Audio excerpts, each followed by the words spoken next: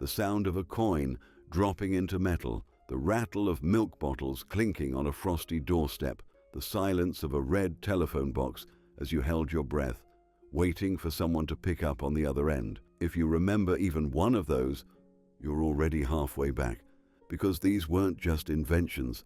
They were part of the rhythm of life, objects that shaped our routines, defined our mornings, marked out time itself, and now, gone. Not with a bang, but a quiet fade. Stick around, because you might just hear the echo of something you thought was lost forever. Before smart meters and direct debits, warmth came with a price you could hold in your hand, a stack of heavy old coins, ready to feed the meter that glowed like a small, stubborn dragon in the corner of the hallway. The penny in the slot gas meter wasn't just an appliance, it was a checkpoint, a gatekeeper. You dropped in a coin, turned the knob, and the gas would flow. Fuel for the fire, the cooker, the bath. And when it stopped, you knew. The flame died. The water ran cold. The whole house felt it. You could hear it too, that clunk of the penny, the faint whir of the mechanism unlocking. As a child, it was fascinating. As a parent, it was a quiet stress. You had to plan, had to save, had to know exactly how much warmth you could afford. And if you couldn't, you put on another jumper. You boiled a kettle and made do. It was particularly common in working-class homes, in rented terraces, in places where budgeting wasn't an option. It was a way of life. The gas man would come round with his key, open the little door, collect the coins, and leave a receipt on a paper stub, always slightly smudged. And then gradually, they vanished, replaced by prepay cards, then key fobs, and finally by the invisible debit of a modern life lived behind screens. But for those who remember, that sound, the coin, the clunk, the flame, wasn't just utility. It was memory, pressure, and pride. You didn't just light the fire, you earned it. You saw it before you heard it. Bold, regal, standing alone on a village green or crouched beside a corner shop, its red paint glowing even in the greyest drizzle. The red telephone box wasn't just iconic. It was a lifeline. Designed by Sir Giles Gilbert Scott, the K6 model became a national fixture. Cast iron, domed top, windows like tiny church panes. You'd push the heavy door open and a different world awaited inside. Muffled, warm, faintly metallic. The air always smelled of old pennies, damp coats, and a hint of tobacco. If you remember being inside one, you remember the silence, the way your voice echoed ever so slightly, the cold receiver against your ear, your index finger tracing the metal dial, round and round, waiting for the clicks to end, and then a ring, or not. Sometimes just more silence. You waited, hoped, watched your breath fog up the glass as rain tapped on the panes. Maybe you were phoning Mum to say you'd missed the last bus. Maybe it was the only private place to whisper something that mattered. You always had to check. Did you have the right change? Enough coins? And if someone else was waiting outside, you knew you had minutes, not hours. Eventually they were replaced, first by plastic booths, then mobiles. Now, if they remain at all, they're libraries, defibrillator stations, or empty shells, photographed more often than they're used. But those red boxes weren't just structures.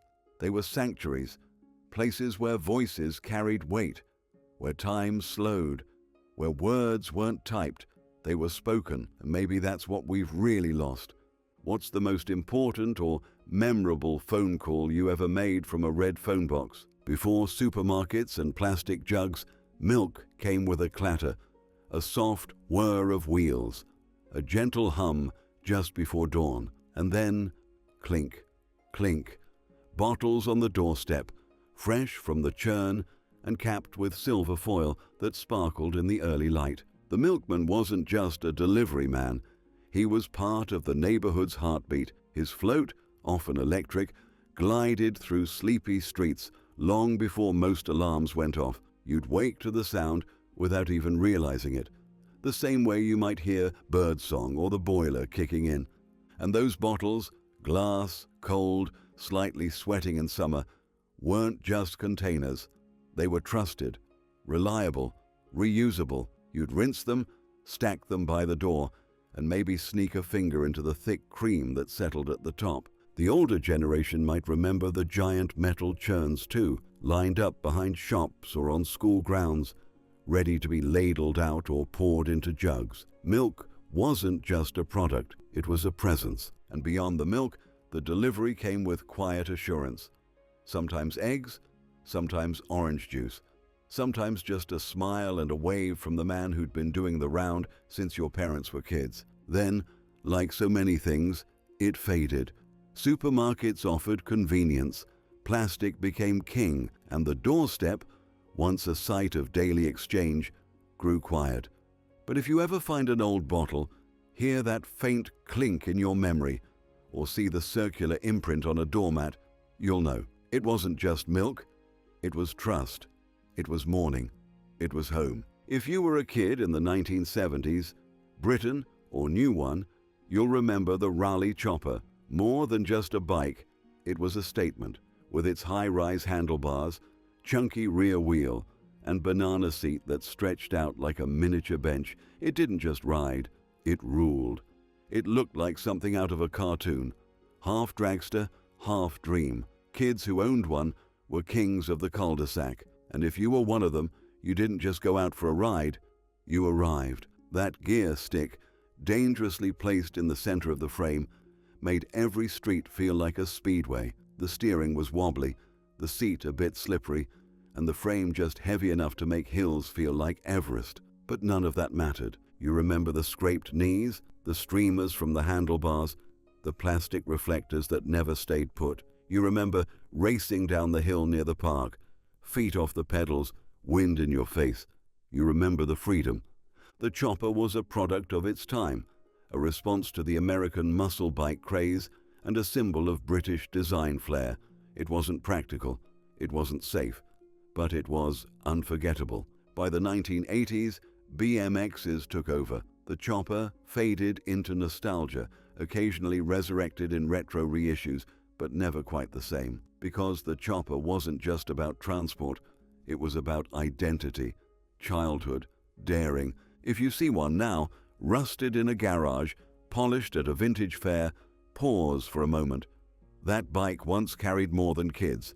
It carried dreams. Before smartphones, before 24-hour news tickers, before scrolling became second nature, there was Ceefax, or if you had ITV, Teletext, a clunky, blocky, silent companion that lived on your telly, waiting behind the scenes. You'd press the button on the remote, or the box if yours was ancient, and up it would come. A blue screen, pages numbered, text rendered in big, square fonts that looked like they were made of Lego. No pictures, just colored highlights, headlines, scores, flight delays, subtitles, holiday deals you could only dream of. Page 302 for sport, 606 for travel, 888 for subtitles, page 100 to start again, and always the waiting, pressing a number, and then watching the screen flash through pages like a carousel until yours came round again. It wasn't fast,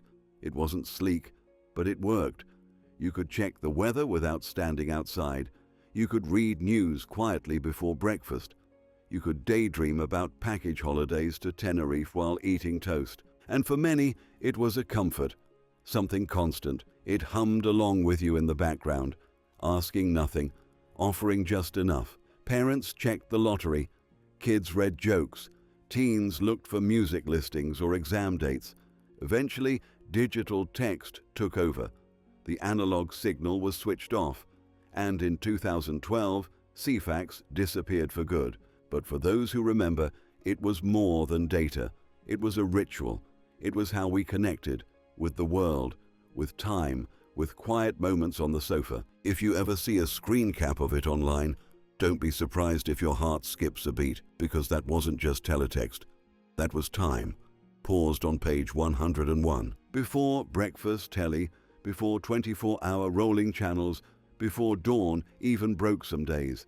You might remember waking to a strange image, a little girl staring at you, a clown doll in her lap, a blackboard behind her, filled with colored blocks and calibration lines. That was Test Card F, and if it unsettled you as a child, you weren't alone. It appeared in the quiet hours, early mornings, late nights, between programs. It wasn't meant to be watched, really. It was for engineers, but we did watch it. We had to. It was there, humming with a soft drone or eerie elevator music, haunting the still room with an image frozen in time. That little girl, Carol Hersey, became the most seen face in British television history. Not a celebrity, not a newsreader, but a test card model, gazing forever at a chalkboard while her clown, Bubbles, sat lifeless beside her. For some, it was background. For others, the start of the day. But it was also oddly comforting. You'd wake up early, find it there, and know the world hadn't started moving yet. It was a visual lullaby, a silent promise that something would come soon. Eventually, Test Card F faded. Digital screens didn't need such things. Channels never went off, but the memory of it still lingers. In dreams, in jokes, in the uncanny chill of a screen that stares back at you. And if you ever saw it as a child, alone in a darkened room, maybe, just maybe, it still stirs something you can't quite name. Do you remember waking up to the test card? And did it ever make you feel a little uneasy or strangely comforted? They were mocked, they were legendary, they were somehow both. The British rail sandwich, once the poster child of public sector mediocrity, became a cultural punchline, curled at the corners, cling film that clung too tight, fillings as sparse as polite conversation on the 742 from Euston. And yet, if you were there, if you ate one or several, you remember more than the sandwich. You remember the platform air, thick with diesel and anticipation. You remember the trolley rattle echoing through the carriage and the voice asking, "Tea or coffee, cheese or ham?" They were often dry, sometimes soggy, always underwhelming, but somehow they were right, part of the ritual. You'd unwrap it slowly, balancing it on your lap, trying not to spill crumbs into your briefcase or onto your school blazer. Maybe you got an egg and cress, maybe you played it safe with plain cheese. Either way, it was as much about passing time as it was eating. British rail sandwiches came to symbolize something more, a kind of bureaucratic quirk, a national shrug. But they also marked an era when train journeys weren't about speed, they were about endurance. Time to think, to read, to stare out of a rain-spattered window while chewing something that tasted faintly of cardboard and salt. Eventually, the sandwiches improved. Catering changed. British Rail was broken up, privatized, rebranded. But the memory of those sarnies lingered, curling up at the edges, just like they always did. And somehow we miss them, not for the flavor, but for the feeling. Because they weren't just food, they were travel, they were time, they were Britain on the move. It began with a small book, glossy, gridded, ready to be filled. Green shield stamps weren't just sticky little rectangles, they were currency. You'd collect them from petrol stations, supermarkets and shops across Britain, pasted one by one into thick paper books with the promise of something better at the end. Every stamp meant something bought, every page filled meant something earned, and once you had enough, you flipped through the catalogue like it was a dream, a toaster, a bike, a full tea set, things you didn't quite need but very much wanted. Mums often did the pasting. Kids helped, carefully lining up rows like soldiers. It wasn't fast, and it wasn't easy, but it felt like progress. It felt like making something out of the ordinary. The scheme was wildly popular in the 60s and 70s. For families on tight budgets, it was a way to access a taste of the modern dream. Something about it felt honest. Effort in, reward out. No point systems, no apps, just paper and patience. Eventually, it all faded. The company shifted to Argos. Loyalty became digital.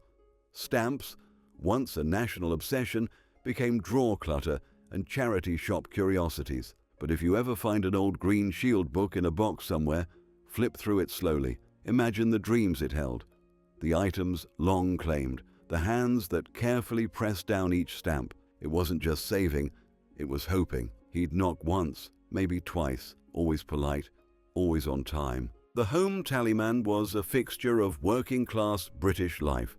A man in a coat with a ledger in one hand and a quiet familiarity in the other. He came not to take, but to collect. A few shillings here, a pound or two there. Weekly payments for furniture, for clothes, for things a family needed but couldn't afford all at once. There was no shame in it, no scandal, just trust.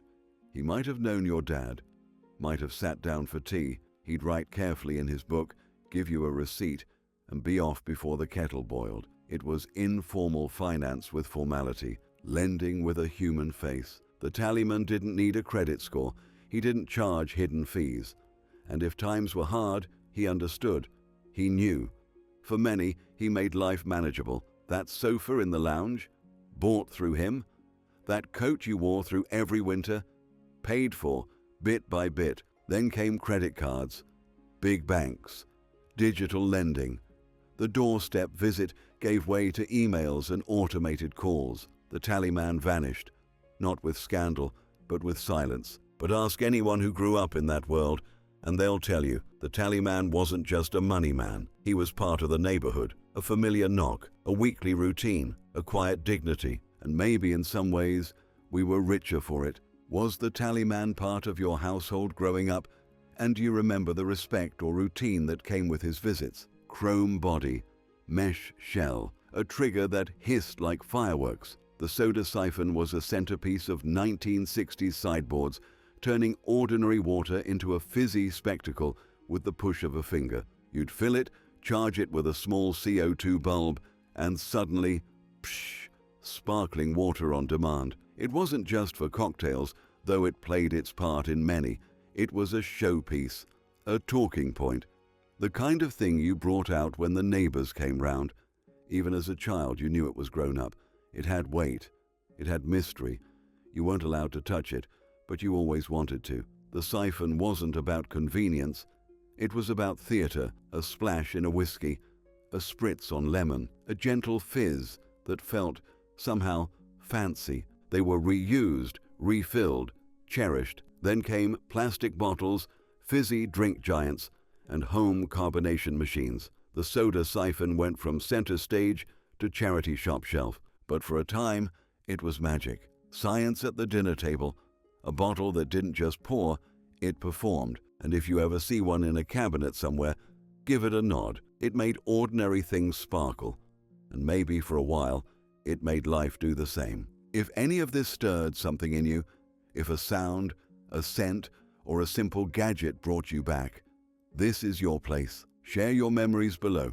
Tell us what you remember, what's still tucked away in your attic or your heart. And if you'd like more journeys like this, more stories, more echoes of Britain's everyday brilliance, don't forget to subscribe, not just for the past, but to keep its spirit alive, one story at a time.